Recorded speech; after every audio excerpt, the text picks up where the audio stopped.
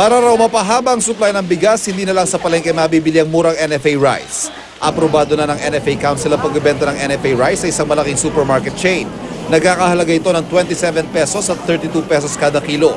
Aprobado na rin ng NFA Council ang isa pang proposal ng DTI kung saan papayagan ng malalaking retailer sa mag-angkat ng bigas. Kapag ibebenta ito, dapat nakasunod sa presyong itinakda ng gobyerno. NFA Council allowed the importation of 350,000 metric tons to be given, the permit to be given to importers and traders who have the capacity to do retail.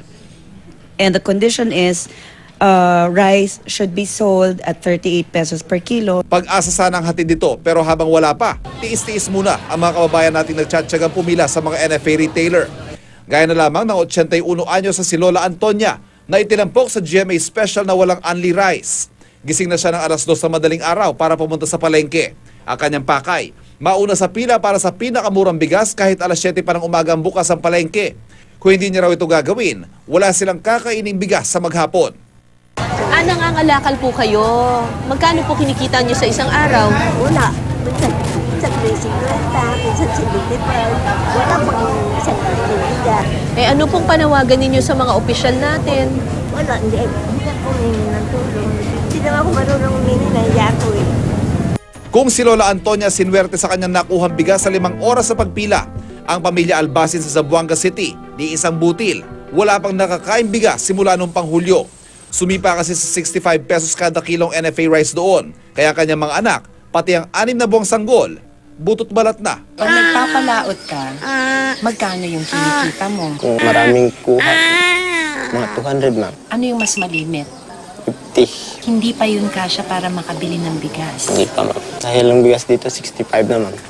Aminado naman ng NFA limitadong supply ng NFA rice na sana'y magpapababa ng presyo ng commercial rice.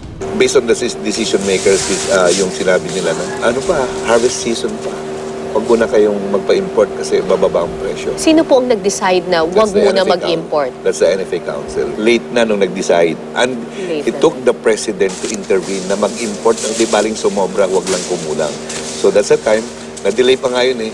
So nagdumating siya, is June, dumating siya June, July, August, rainy months na yun. Tila matabang naman ang publiko sa mungkahi ng Department of Agriculture na alisin na ang branding sa variety ng bigas sa mga palengke at grocery. Sinandoming, ganyan, jasmine, ganyan. Ang maganda kasi yung mga pang-fried rice namin. Kasi ang inaano namin yung hindi malata. Para naman maibsan ang pagsipa ng langis na siyang susi sa pagbiyahe ng mga produkto sa iba't ibang panig ng bansa, tinitingnan na ni Pangulong Duterte na suspindihin ang excise tax rito na nasa ilalim ng train law. Because of oil price increase, plano po bang isuspend ito ng administration? Maybe. Sana is talking idea of 2 something alisin. 2 pesos tapos. Ivan Mayrina, GMA News.